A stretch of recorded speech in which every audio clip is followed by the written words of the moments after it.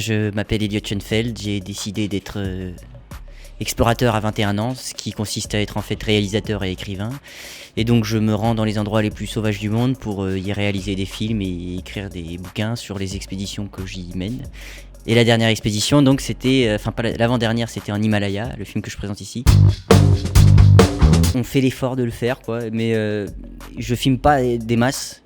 En 4 mois et demi de voyage, j'ai ramené 18 heures de rush. En fait, il s'agit de mettre la caméra sur le trépied, de prendre un air naturel, décontracté, passer devant la caméra et puis ensuite revenir, quoi, pour reprendre la caméra.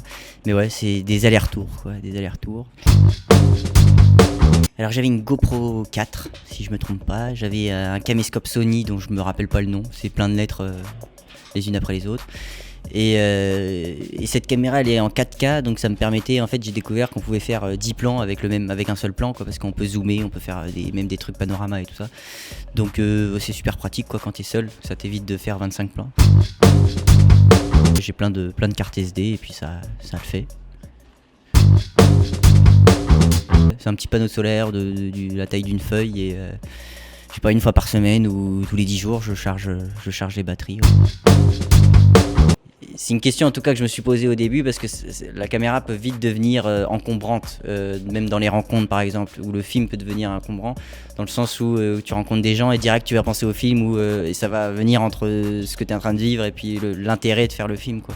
Et donc moi j'ai vécu un peu ça au début de l'Himalaya et puis après j'ai remis la caméra à la place qu'elle doit avoir.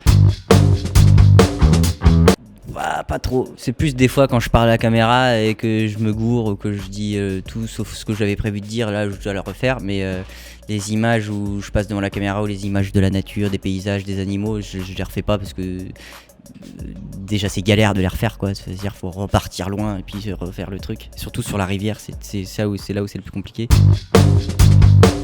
C'est pas très compliqué, c'est juste que ça demande plus d'efforts, c'est-à-dire qu'il faut se mettre sur la rive, marcher 100 mètres, 200 mètres, poser la caméra, courir parce que justement faut pas utiliser trop de mémoire ni d'énergie, de batterie.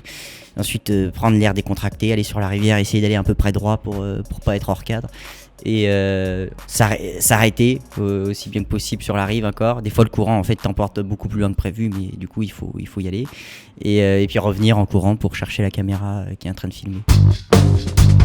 Si l'expédition a été pleine et satisfaisante pour la personne, je pense qu'il y a toutes les chances que le film soit pareil.